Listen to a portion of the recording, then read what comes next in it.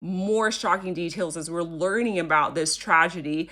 The fact that the 11-year-old boy is a child with special needs, him stealing a truck, driving 10 kilometers away from home, and the fact that the truck itself is a manual. Yes, the manual stick shift that uses complex clutch and gear coordination, like people are just kind of like mind blown. How is this like even possible? This is what investigations revealed, okay? The setup of the car, the inside, okay? The driver's seat was actually pushed towards the steering wheel pretty close, and a booster seat was placed onto the driver's seat. So this would have like facilitated easily for an 11-year-old child to reach the pedals and control the vehicle. After the crash, the truck was found to be stuck in fifth gear. Now, 30 minutes before the tragedy occurred, witnesses actually saw the truck just revving really loudly, weaving through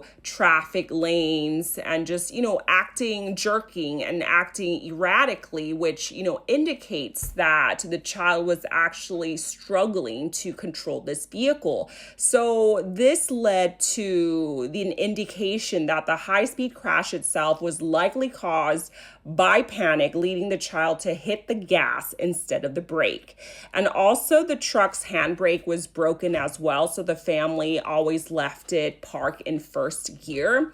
And how the child learned how to drive was that whenever he goes to the market with his grandmother, he always sat in the front passenger seat. So doctors have noted that this child who is on the spectrum likely learned how to drive purely by closely watching and memorizing his grandmother's habits. So what was the motive? Okay, on that day was a weekday, a school day, but he became sick, so he was at home.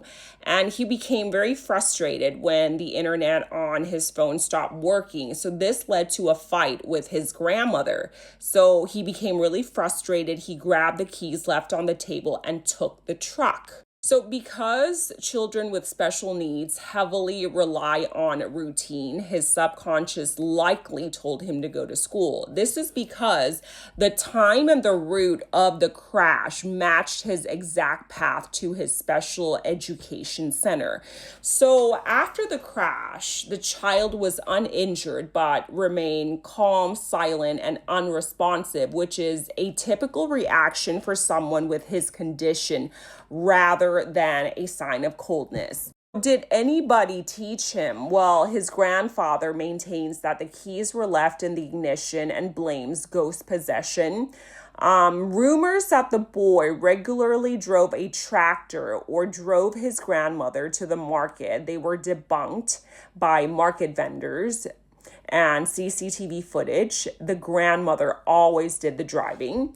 And in this household, it consists of the grandfather, grandmother, and the father. Currently, in this point of time, the grandfather is blaming the spirits. The grandmother refused to speak to reporters, and the father has not stepped forward yet.